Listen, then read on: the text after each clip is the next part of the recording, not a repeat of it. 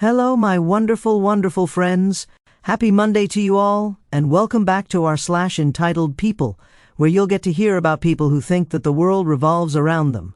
In this episode, you're going to hear some crazy stories. The first story is an absolutely insane one. An entitled mother denies her son's dying wish to read a fantasy book because it's against her beliefs. The second story, a woman thinks that her family's rules apply to everyone. And the third story is about an entitled sister who thinks she and her kids are owed a vacation. My friends, these stories are absolutely insane, and I do hope you stay for all of them and hit that subscribe button so you can hear more entitled stories in the future. If you like this kind of stuff, let's dive in. The first story is titled "An Entitled Mother Rejects Her Son's Request." So, some backstory. I'm in a D&D group with a couple of friends from nearby, and one of the members of the group was a kid who was about 15 years old. He's a really sweet kid, likes helping other people out, and he's a big fan of Dungeons and Dragons.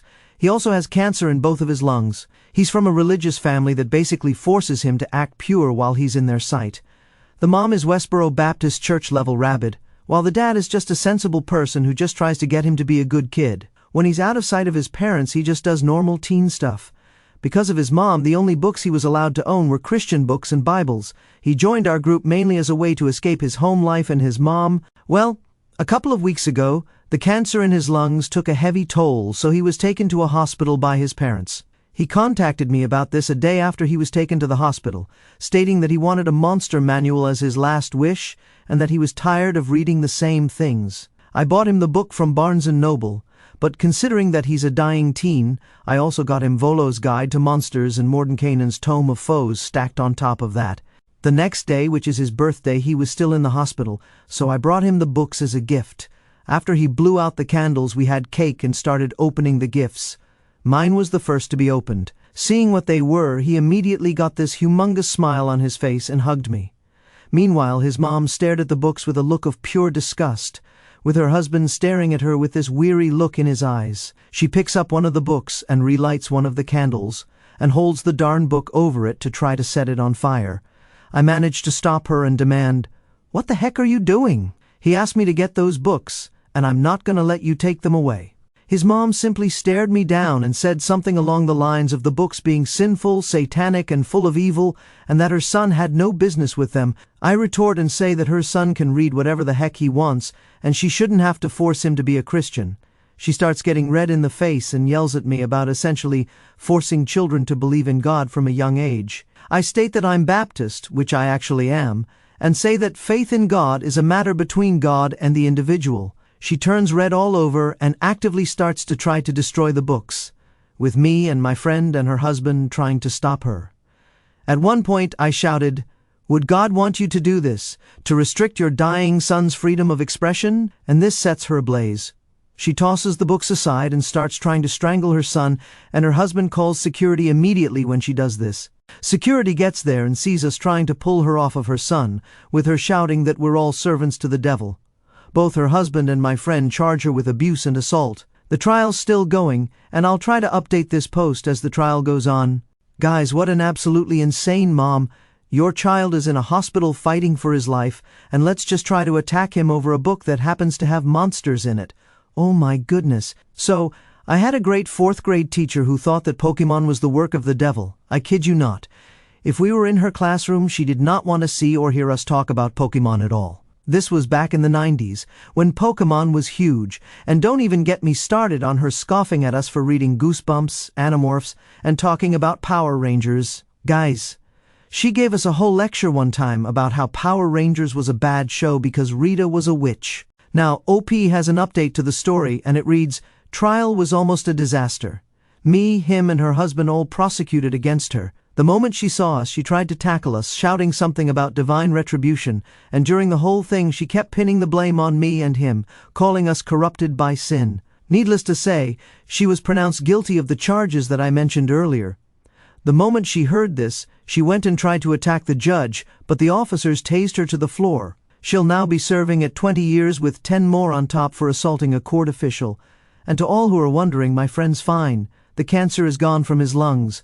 So my friends, I have one question for you. If you had a child whose dying wish was against your beliefs, would you or would you not let them fulfill it? Now, I don't want there to be a huge dispute in the comments section, and I respect everyone's beliefs and values. I just want to know what you guys think of the situation here. The next story is titled, Not Everyone is Controlled by the Rules of the Family. Last week I was traveling for work. It had been a long 2 days of meetings, and I was exhausted. I had just arrived at the airport from my evening cross-country flight home when I got the dreaded text from the airline saying that my flight was delayed for 2 hours due to mechanical problems. I decided to pass the time by getting something to eat. I found an airport restaurant and sat down to order. I ordered my food and pulled my phone out of my bag to catch up on emails and browse the web while waiting for my food to arrive. While I was waiting, a family with a mom, dad, a little girl about 5 years old, and a middle school-aged boy sat at the table near me. I didn't pay them much attention as I was looking at my email on my phone, but then I hear the little girl exclaim in a rather loud voice, "Look, Mom, that lady's on her phone at the table." I then hear the mother reply, "Yeah, she shouldn't be doing that. It's rude to have a phone at the table." I glance over and the mother says to me, "We have a rule that no phones are allowed at the table." My first reaction was to say something snarky, as exhaustion was definitely getting the better of me, but then I thought better of it and decided to be polite. I looked at the little girl and said, "We have the same rule in my family, but since I'm here alone, I'm not being rude to anyone by looking at my phone now." At this point, the son looks like he wants to crawl under the table from embarrassment, and Dad is trying to hand the mom a menu and says, "It's okay, let's just order. I think that'll be the end of it," but no. The mom says, "Obviously you have a family, so you know how important it is to follow rules. I would appreciate it if you would put away your phone," in a tone that a parent would use on a teen. The little girl chimes in and says, "Yeah, you have to put your phone away. My brother can't have his phone at the table, so you can't either." I look at the little girl and say in the sweetest tone that I can muster, "Well, the great thing about being a grown-up is I can do whatever I want, so I'm going to keep looking at my phone," and I turn back to my email. The mother sighs loudly, the teen looks even more embarrassed, and the dad tries to get the mom to just order and to leave me alone. The mom calls the waiter over and asks to be reseated. He grudgingly moves them to a different table. I think Opie handled that situation quite well. I also like that the mom has a rule that no phones are allowed at the dinner table to encourage face-to-face social interaction. That's a really good thing to do. I just personally think that she needs to change up her approach and teach her kids that different families do things differently, but that's just me. You guys, do whatever you want with your kids. The next story is titled, Because I Didn't Take Her on Vacation, Mom is Angry. A little over 2 years ago, I won a raffle at my job for an all-expenses-paid family vacation. It wasn't some super fancy prize to Disneyland or anything crazy like that.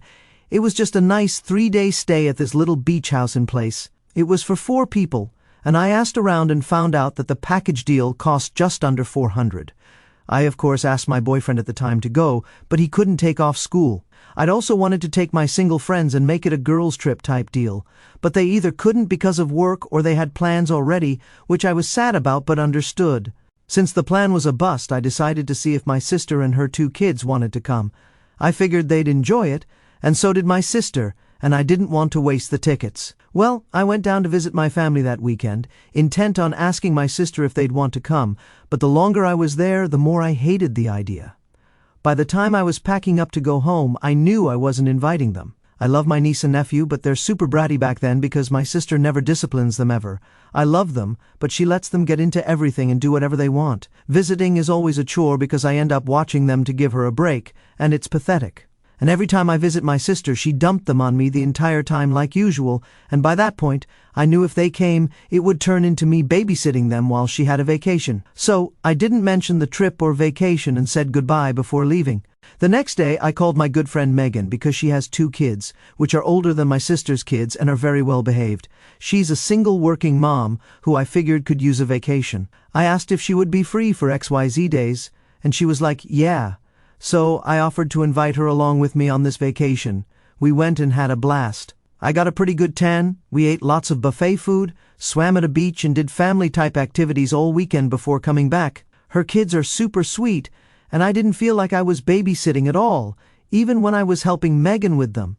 After I got home, I posted some pictures that I took. Nothing in your face, just a couple of cute ones of us on the beach.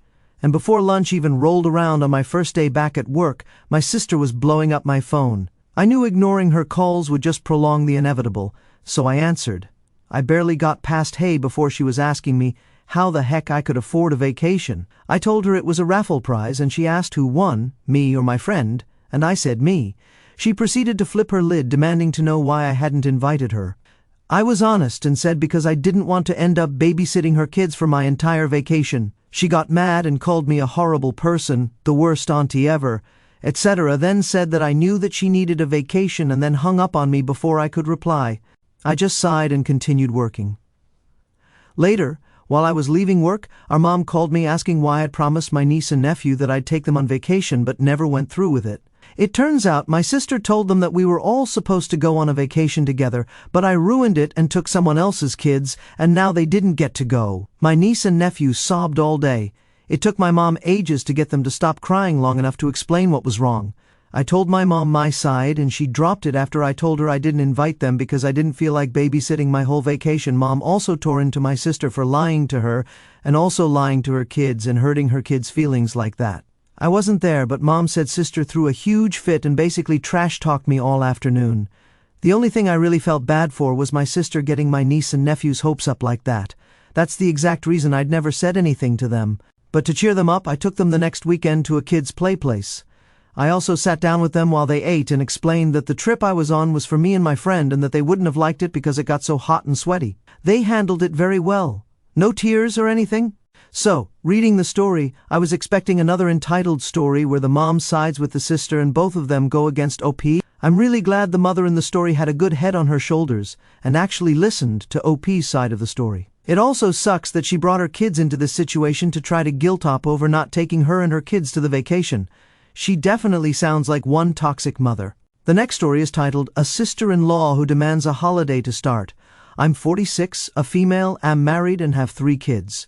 So 10 years ago, we came into money, a lot of money. I worked hard in my specific field, which earns a lot. I've also done some smart investments, and they've paid out. I've been steadily adding to my bank account for these years. My husband considers it my money, and we don't have a prenup. Hence, I will talk as it's fine. When the first payload came in, I did what my husband and I always discussed we do if we had the money. The mortgage was paid off. I bought a new car and I managed to buy a nice house in our favorite holiday destination. We rent this one out to a very nice family for most of the year. We've also set up college funds for our children. Each child gets an equal amount, which should be enough to pay for 5 years of school. If there's money left from the fund, the children can use it as a down payment on their house or apartment. When the money kept coming in, thanks to my investments and work, I looked towards what could be done for my immediate family. My husband has 2 sisters, and we have 5 nieces and nephews on his side from one of the sisters. My brother has 2 children as well. It was decided that all the nieces and nephews would have college funds as well, for the same amount as my children under the same strict stipulations. I would get the information about the costs and make sure everything is paid. My eldest niece had already begun college, so I paid the amount that was already paid to her parents to keep everything fair. She managed to finish within 4 years and has some money left. I also had an accountant, a dear friend, find out what would be beneficial to my brother and one of my sister-in-laws in regards to their mortgage. I paid off a majority for both of them. My parents were sent on a nice trip since their house is already paid off. I also set up some college funds for the children of our closest friends and family members. And as a treat, hubby and I took our extended families and went on a vacation that was fully paid. Okay guys, I got to pause. Are any of you wondering how much money Op came into with investments in her work? Because she's being super duper generous. Anyways, back to the story. Now, at this point, everyone is very grateful. However, one of the sister-in-laws always needs to be in the spotlight. She's nice to my face, but I know for a fact that she's been bad-mouthing me, making passive-aggressive remarks about me and my work and my person, but always in such a manner that you would be the jerk if you were to say something. My usual tactic, and one that always works, is to play the innocent dumb one and nitpick on what she says. I've managed to shut her up many times without being classified as a jerk. So, for the past few years, sister-in-law has been hinting that I should pay for a very nice all-inclusive resort holiday for her and her family abroad, since I have the money. Now that the virus restrictions are mostly lifted, she had a birthday party for her and her son, since their son really wanted to have a party. No biggie. We show up with a gift for her and her son, and all is well. Birthday boy got a voucher to buy a tent or the camping gear he wanted, and sister-in-law got a voucher to use whatever way she wanted. I added some sunscreen, drinks, and such, as I knew she wanted to go on a holiday of some sorts, or so we thought. She asks what our holiday plans are. We say we won't be crossing any foreign borders and we're staying in home country, but we booked a cabin somewhere for a week. It's very nice, not luxurious or anything, and we would still need to cook and do the grocery shopping. Sister-in-law starts the, "Oh, how nice." We're still thinking about what we want to do. My hubby and I both have an inkling of what she's hinting at, but we start spouting ideas in the hopes of avoiding tragedy. We have family at one place. Maybe they could stay there for a weekend or so. There is a campsite somewhere else with entertainment for the children of various ages. And then it comes. She shows us something she found on the World Wide Web, and to be honest, it looked amazing. Not too luxurious, but still very nice. All-inclusive, water park for the kids, spa center, the whole shebang. The price tag for a family of 7 was $35,000. My hubby says that's a lot of money for a vacation, but he's glad and very happy for her that she saved so much to do this. Sister-in-law then goes, "Oh, we don't have the money. We thought you would be paying as my birthday gift." What people? She just told us what she was looking at. Wait, scratch that. She expected me to give about $35,000 as a gift for her birthday, just because I have money. She goes on that I earn enough money and that they're family, and she told us that our nieces and nephews have been promised already. We sat there in stunned silence. Birthday boy and 2 of his sisters even looked up to see what we would say. Hubby just started laughing, thinking it was a joke. Father-in-law just sat there and looked on, and I did a seemingly very good impression of a fish. Sister-in-law was dead serious and said, "You have the money. You can just give it. You won't miss it."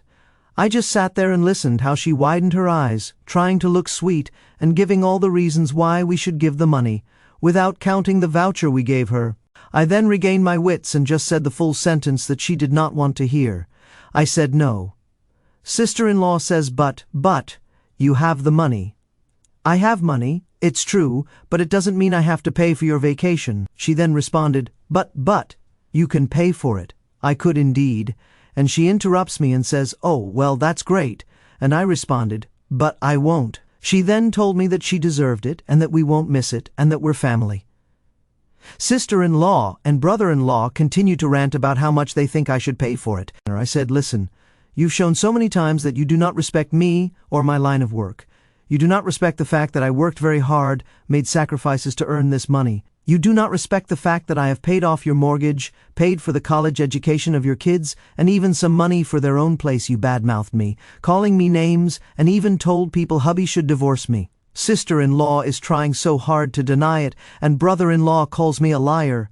Father-in-law joins in and sides with me. Sister-in-law notices that she won't get the expensive holiday she wanted and said, "Fine, then don't pay for this holiday. The least you can do is pay for our plane tickets and let us stay in your holiday home." I said, "Not happening. First of all, the family can't leave due to flight restrictions. Second, you don't get to make demands. The voucher you got already has a very generous amount of money on it for you to use the way you please, maybe towards a holiday. Third, we already went on a holiday paid by me, so you got a paid-for holiday already. Fourth, if you want more money, then get a job that will pay more. You have a degree. And lastly, you treat me like dirt and still expect me to just hand over my hard-earned money." Sister-in-law starts the waterworks and turns to her father, who completely sided with me. He told her that he knew how hard I worked and the sacrifices that me and hubby made for this. And hubby is pissed. He sees red and tells his sister in no uncertain terms that this won't be happening, and how dare they. He then tells her that we're leaving. We pack up the kids and go home. Mother-in-law calls me, and she tries the whole spiel on how hard they had it before I came into money and helped them, etc. Hubby dealt with her perfectly, and she understood after a lengthy conversation. Now, here is where I just laugh. Apparently, sister-in-law's kids are pissed that she pulled this stunt and went full rebel mode. We have a great relationship and seemed afraid that this would influence it. They managed to come by and we had a heart-to-heart.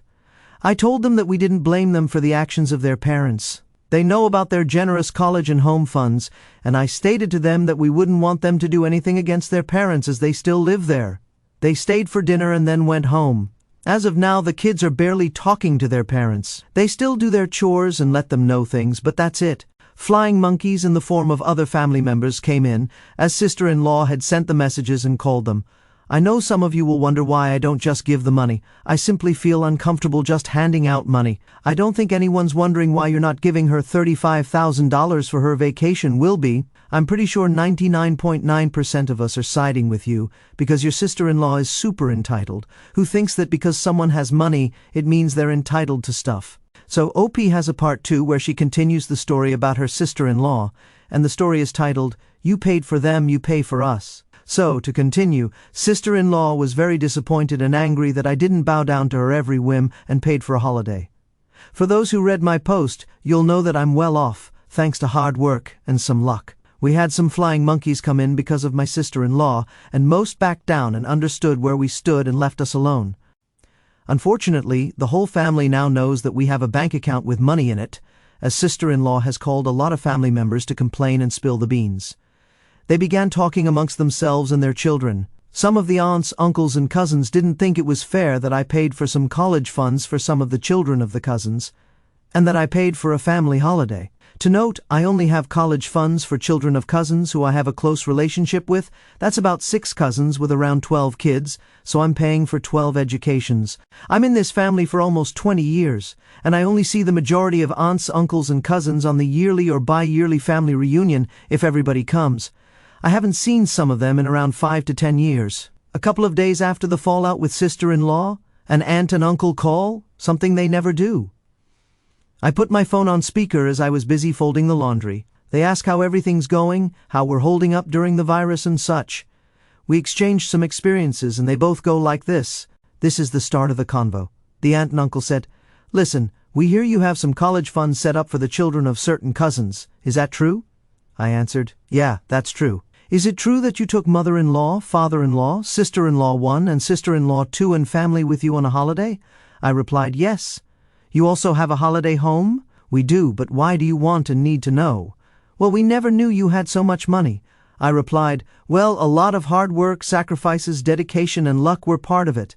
"Aha. Well, you have to pay for our grandchildren's college funds as well, and we want to go on a holiday with our kids too. We deserve it too." I was shocked in silence, and the aunt and uncle said, "We're family too, so you have to pay." I was in shocked silence, and they continued and said, "So, yeah, we want college funds for your 6 grandchildren, each consisting of $800,000 for each child. And we want a holiday home like yours, but in location X. We already have one picked out, we'll send you the information, and that also goes for our family holiday. We're family, and since you have the money, you can pay for us too." They continued around that they deserve it because they're family, and family needs to take care of each other. My hubby, meanwhile, has heard everything and was getting angrier. I'd pressed the record button halfway through the convo and asked them to repeat their demands. I eventually asked them if they had more to say, which they hadn't. I just flat out and said that it wasn't going to happen, that they might think that they're entitled to my money, but they weren't. I quoted the phrase that they and many of the family gave us when hubby and I didn't have the money and we were in a tight spot because we had a health scare. We asked every family member if we could borrow some money, and we'd pay it back. Only 3 of the 9 aunts and uncles helped us, and we paid them back.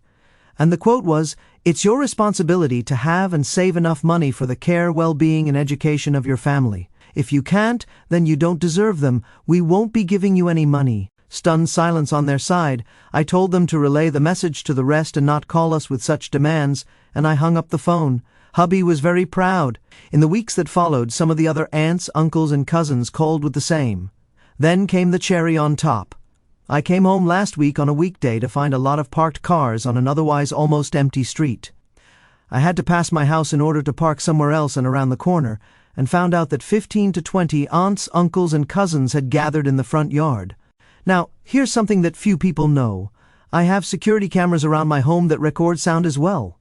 Another thing that few people know is don't mess with me. I'm told that my right hook is very painful, so, while walking back, I called the non-emergency line of our local police station. I told them the situation and told them that crap might hit the fan, and if they could come and assist in case it got out of hand. They said they would send some cops. And then crap hit the fan the moment I stepped inside of people. They started screaming, cursing, and telling me to pay up, or they'll make sure that I'll pay one way or another. Some of them poked their fingers close to my face and in my chest and arms. I told them multiple times to stop what they're doing and leave. Then one uncle made a mistake. He slapped me in full view of the cops. The crowd went silent as he put his face in almost my face and went on a rant that I had to obey him as he's one of the elders of the family, all the while with his hand raised as he would slap me again. This was apparently what the cops needed as well. The family members were stunned, and the cops managed to get them away from me. They were pissed. A couple of aunts, uncles, and cousins managed to make a run for their car and drive away. The rest got to meet with some angry cops, some fines for breaking social distancing rules, and the expectation that charges might be pressed against them. To be honest, I feel really crappy. I feel like I'm dividing a family just because I don't hand out my money.